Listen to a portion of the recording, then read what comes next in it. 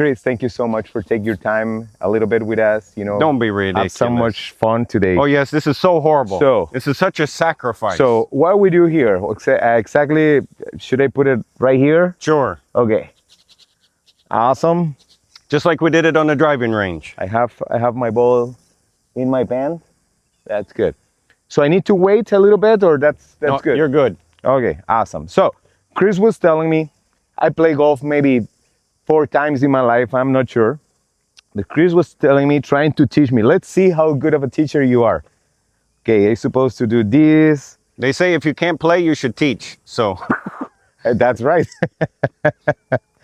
There you go. So, am I doing good here? So far, so good. Okay, so far, Just so good. have fun. Ready, guys? Look at that. Keep an eye on it. Direct to the trees. Direct to the trees. It's gone. Awesome. That's Here why you go. That's why we got extra balls. You forgot your tee, but whatever. Now let's see if I can do any better. All right. Straight down the middle. That's the idea. Straight down the middle. Keep your eye on it. Oh, You see it? yeah, sort of. I think so. Yeah. Okay. Sure. Okay, give me the little stick thing. Just so you know, guys, Chris Pierce is a real estate agent for how many years, my friend? 15. 15 years. And 16. 16. 16. And he'll have lots of experience with the luxury market at the beach area. And actually, this is a few of your clients, but right here, right? Many. Okay. Many. Can you tell us, Chris, it is a big of a difference to sell luxury real estate to normal real estate? I mean, it is that I would say there is a difference, a pretty big one. Which one? Can you share us, please? Let's go in the shade. So what would you say would be like a couple big difference? A couple of big differences is, let's put it like 200,000, 300,000 or less. Okay. The people are very, very interested, and they don't want to send any money to Costa Rica to maintain this property. So it's all about how much can I rent it for, how much will the occupancy rate be, how much are the expenses. But you come here to Conchal and you get into luxury property, and your entry level is $1 million. Yeah. Those people, those clients, they're not really interested in how much can I rent it for. I don't want to send money down. They just want what they want. So you don't approach the two clients at the same. The one, you're looking for ROI, you're looking for good rentals. The other one, you're looking for, what did the client tell me they wanted? What's important to them? Do they want ground floor, 0 steps, because they don't want to walk up and down because they got a knee replacement or a hip replacement? They just want the property that they want. Yeah. And in a place like this too, they come for the golf, right? I mean, lots of them love the sport. So they love the golf. And then in Conchal, it's not a surfing beach. Because most of my clients are 60 years and up. So they don't care about surfing. They want the beautiful beach. They want to go there. They want to get in up to here. They want to be able to see their toes, when the water's up to their neck. They love the sunset. Right. And then they love all the amenities. There's 2 5-star hotels here. So they got like 9 restaurants. And so they don't even have to leave the little resort if they don't want to. They just go to one of the 9 restaurants and enjoy. How many units do you sell here? I mean, over the years? Around? Maybe 25, 30. 25, wow. 25 or 30, something like that. That's pretty good. Yeah. A little bit low. I was expecting more. Just kidding, guys. Well, actually, we're enjoying this a lot. Now, I have a nice question for you, but this is for the next one. Let's go to the next hole. So, my next question for you. I admire you a lot for your constancy. Is that word, maybe? Consistency. Consistency, yeah. Well, I love that about you. I admire you for your accent. Well, I can talk like Sofia Vergara better, Yeah, anyway. You don't look like her, though, so it don't work. Yeah, I know. Don't work. I know. But anyway, what do you do? I mean, for me, have that consistency, like we were saying, what do you do every day? Because I believe it is a point or a moment in your life that is, hey, I got it. I make the sales, I got the money, I don't need to do that anymore, but you keep doing it. Why? Okay. Or how you do it. So I guess I would have to ask you some questions too. Okay, yeah, sure. I guess I'll have to turn that around. And I would be like, I knew that's going to happen. I don't even know why we have a script. A script. So, go ahead. Oh, we're on until 7:50. Okay. So I guess I would turn that back around on you and I would say, okay, so you mentioned that this is directed towards your audience. Right. And your audience, what you're trying to do is help them to get started in this role. So I would say there's a difference between starting in this role and then being in it 15 or 16 years. Okay. Obviously, the strategy's got to be a little different. Yeah. Yeah, it won't be the same. So when you're starting out, you gotta burn the candle on both ends. You got to Right. be doing everything all at the same time. Yeah. You got to be doing office work. You got to be doing website work. You got to learn Photoshop. You got to learn video Yeah. editing. Yeah. You got to do it all, and then you do all of that, and then you're looking to build a Rolodex of Yeah. clientele. You're Yeah. looking to get your list of contacts up, but then once you're in it for years, then you have that, and so then it's not necessary that you be the photo editor guy. You be the website guy. Then you can sub that out, Yeah. and you can have that. You got a team. You got a team, Right. Or at least you have a little bit of a team. You don't have to go super big, but you got a couple of people that help you. So I would say that's where I'm at. Okay. I'm at that level, and so then you just are always in contact with all of your previous clients because things change. Yeah. You know, they have their house, they have their condo 5, 6, 7, 8 years, and then now they want to do something different. They had their fun in Costa Rica, and now they want to have a house in the mountains in Montana, or they want to invest in Right. Hawaii, or they want to go to Fiji, or whatever it is. So you just keep up with them, and then as soon as they're ready to sell, then you're ready to list. And then at the same time, those people usually have one or two workmates, friends, family members who say, yeah, you know, I really like your place. When we went there last year, I'd like to buy one too. And then they recommend me to Yeah. work with them. And you know what? That's actually really cool. But that's something that I mention a lot. This is long-term relationships. You know, this is not just you get a client and you disappear. You know, the idea is to keep in touch with them. You know, Yes. because you can make several business over and over and over and over. I like that a lot. You know, but anyway, you still keep doing it. You know, every day. What is your successful schedule that you have, or what do you do since very morning? Let's play a hole and then I'll tell you. Awesome. Let's do it. Okay, now this is the question. What do you do every day? You know, every day, repeatedly, over and over. What makes you have a successful schedule and itinerary? What do you do? You know? Man, I would love to tell you that, you know, I have a big Excel spreadsheet that I got CRM software, and, you know, I just sit down every morning when I have my coffee and I go over my CRM and I think of blah, blah, blah. And I'm not like that. No. So like where we're at today, golfing? Yep. So this was one that I didn't even, this was not planned. So I sold so much property here in Reserva Conchal that they gave me a membership for free. Right. They just let me be a member. Okay. I never played golf before. So I thought, okay, I'll start playing golf. So I start playing golf by myself, 5:30 in the morning, all by that out. myself. And I'm out here playing by myself. And then here comes another man. He's playing by himself. And he's like, hey, can I play golf with you? I'm like, yeah, sure. So we start playing golf. And he's like, I really like it here. I was renting in the West End, and, you know, I've been here 3 times. You live here? And I was like, yeah, I live here. And he's like, I think I'd like to buy a place. And I go, oh, I work for Remax. I sell the real estate here. It's like, oh, that's great. And I take them over and I sell them a place. So There I you would go. say, you know, every real estate agent's going to have their own, like, you know, their own little niche, their own little style. Right. You know, some of them are like accountants. You know, they got their CRM software, they got their Excel spreadsheets, and they're very mechanical, and that works for some. It's just not my style. I will tell you another one. I was first starting out.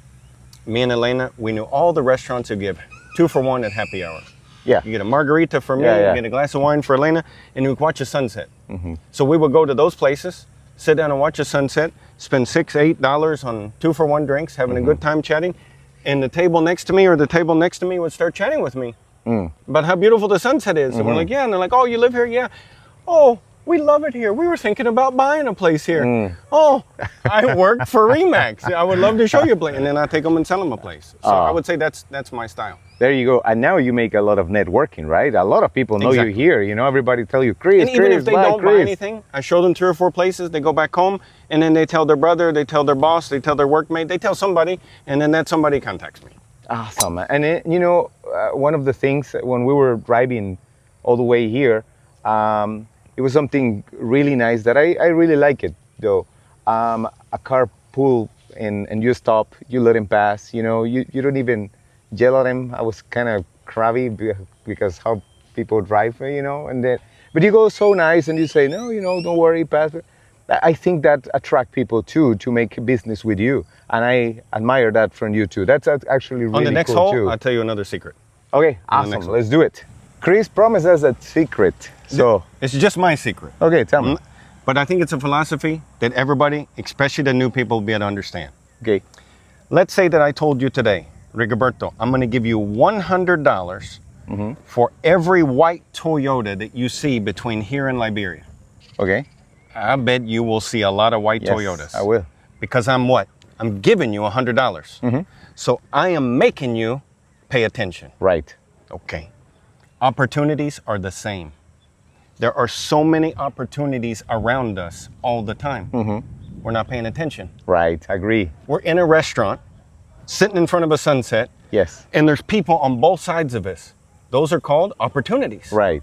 We're not taking advantage of the people. They need an expert. Absolutely. They need somebody who knows it. Yep. They're apprehensive. Yep. They've not found anybody. I'm the somebody that they're looking for. Absolutely. But if I'm not paying attention, I'm going to miss the opportunity. So it's just like that white Toyota. You got to view everything around you as an opportunity. You come to play golf, look for the opportunities. The people yes. on the golf course need somebody to sell their condo. They've had it listed with another agent. It's been listed for 6 months. It didn't sell. Now they're playing golf with me. Tell them, I would love to sell your condo. I am completely agree with you. Sometimes you just don't speak it out. Just do it. You missed the opportunity. You mean not having fear, right? Yes, no fear. Absolutely. I love that one. No fear. Awesome. Okay. So, can you please tell me some interesting, weird, funny story that happened to you negotiating, working in this? Man, there's been a lot. Let's see, what would be a good one? Thinking about the people that this is directed to, right? Okay, I will tell you one. It was very interesting, and I will call it a life lesson at the same time. Okay, It was both interesting and a life lesson. Cool. This was either my second or my third sale of all time. Okay. So we're going to go back. Real estate sale. Real estate sale. Yeah. We're going to go back to 2010, long time ago. Okay, yeah. So my client from Canada, multi-millionaire. He's done a lot of research on the internet. He really wants a good deal. We're in a recession. He's looking for a good price. Yeah, I remember. So he comes down. I showed him probably 30 properties. He finally finds one. He finds a condo that's just beautiful. Now, the owner of the condo is also the richest man in Tamarindo. Multi-millionaire. Owns hotels, owns commercials, and now he built these condos. Okay. My client loves one specific condo. So he puts in a written offer, really low. And the owner said, no way, this is ridiculous. But he did put a counter offer. And then my client said, no, this is ridiculous. We go back and forth like this for 2 or 3 days. And finally, we stopped using paper, and my client would just tell me his offer verbally. I would take it over there to the guy, and we go back. Finally, we reach an agreement verbally. Okay. Then my client says, I would like to meet the owner in the condo. Now, this is not usual. Usually the buyer is not meeting the seller. But okay. So we all meet in the condo, and it's the model unit. So what that means is it comes fully furnished, all the decorations, everything is there. So we're all sitting down. It's like 7 o'clock at night. I've got the contract all ready. Everything's ready to go. And they're both just about to sign. And my client says to the seller, to the owner, who's a multimillionaire also, now everything I see is included, right? And the seller's like, yeah, it comes with everything. And they both simultaneously got up, went into the kitchen, and started counting the silverware, the plates, the cups. And I'm watching this. This is like my second or third sale, and I'm thinking, what's happening?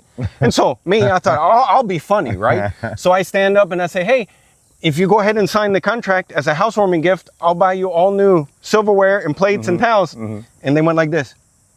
And they went right back to counting. And they counted, and then they came over and they signed the contract, and we made the deal. And this was in my brain for like many weeks. And I'm thinking about this. What did I just watch? So that was interesting. But now let's take out a life lesson. Please. The buyer was a multimillionaire. The seller is a multimillionaire. Yeah. But they used to be broke.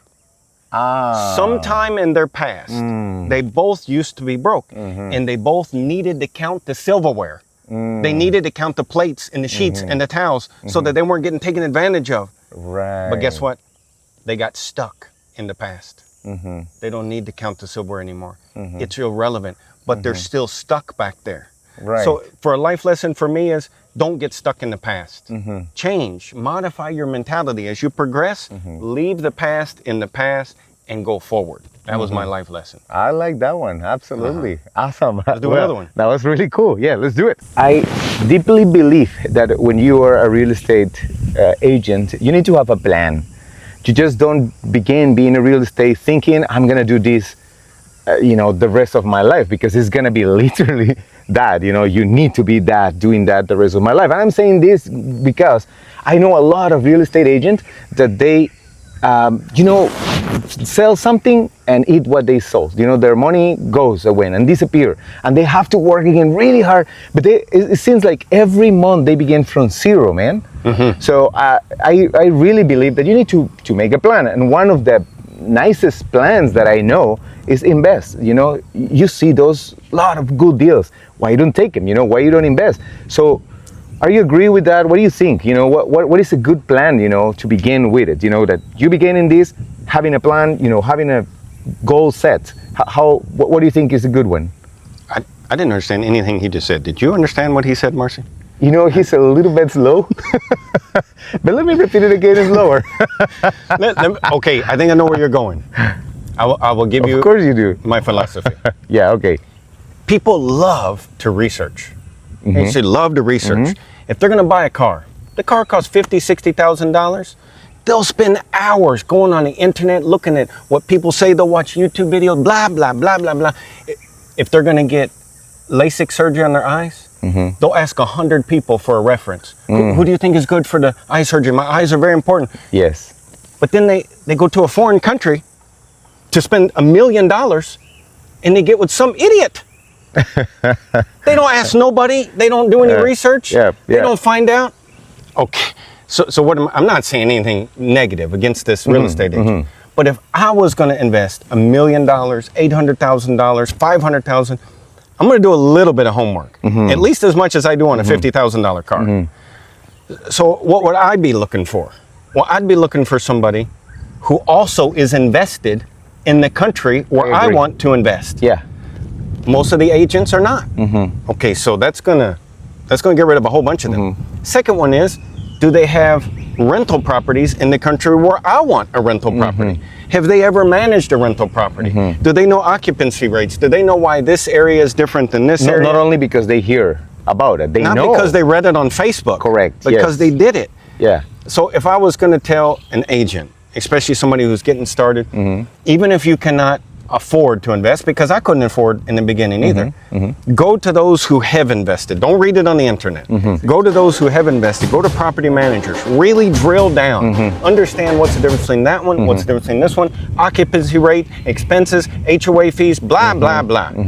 And at least you can speak with some authority when you go to talk to this person who wants to invest. And invest ASAP, right? Yes. As soon as possible, you should do that. I love that one. Awesome, Chris. Thank you so much. Now let's try to hit this one.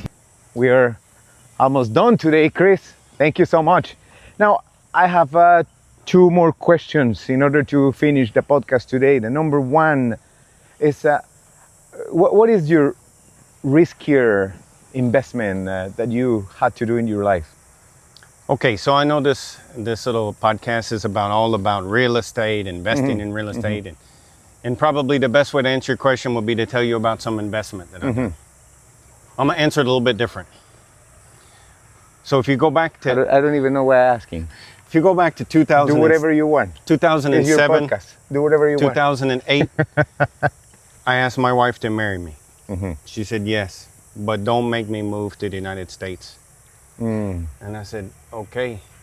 So we start praying about it. Costa Rica, United States. It seemed like the direction was Costa Rica. So that's what I did. What a risk. So now I'm gonna have to paint this for you in high definition. I don't speak any Spanish. I don't even know how to say mucho gusto in that time. Not yet either. I didn't know how to say nothing. I didn't know what it was gonna do for work.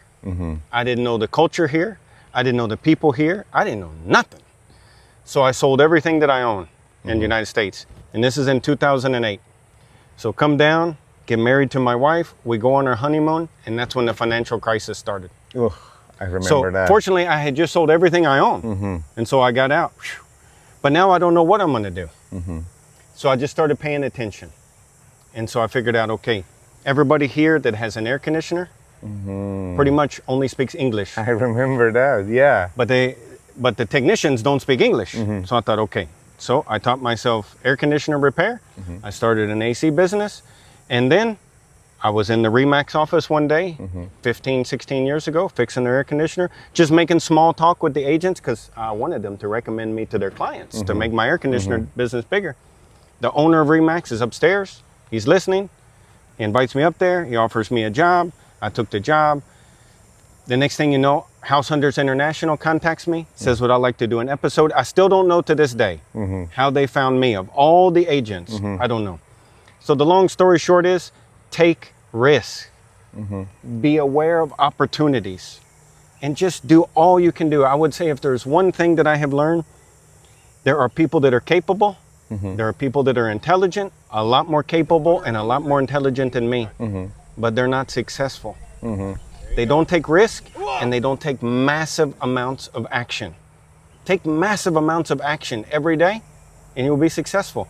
Take the risk, take the action, be aware of opportunities, and the rest will happen. Love it. Love it. Your best place, favorite place to live, the whole Costa Rica, where it is. Man, I really like the mountains in Ardinal. That I call that my happy place. I don't want to live there though, because it's got its own climate. It can be dark, it can be gray. I like to go there 3 or 4 days, and then that's very fun. But man, living at the beach, I hardly ever went to the beach until I moved to Costa Rica. Man, I lived in Kentucky. That's right in the middle of the United States, and not a lot of beach time. But living at the beach, everybody's got a different vibe. Everybody's got a nice energy. You wear the same clothes every day. You're never cold. Your skin feels great. Man, I feel like very fortunate. Yeah. It's like very fortunate. Absolutely agree with you. So this is your favorite place. And it's not because I sell here. Because, you know, everybody's going to think, oh, he's just saying that because, no, I mean, it's very fortunate. I get to live here. I get to live where only like 1 or 2% of the population get to come. I mean, it's pretty great. Man, thank you so much for today. I hope you guys enjoyed it as much as we did. I loved it. We did it. Oh, yeah, we enjoyed it a lot. Thank you so much, buddy. Thank you. And what a good golfer you are. Yes, and I mean, you're the teacher, of course. See you soon, guys. Ciao.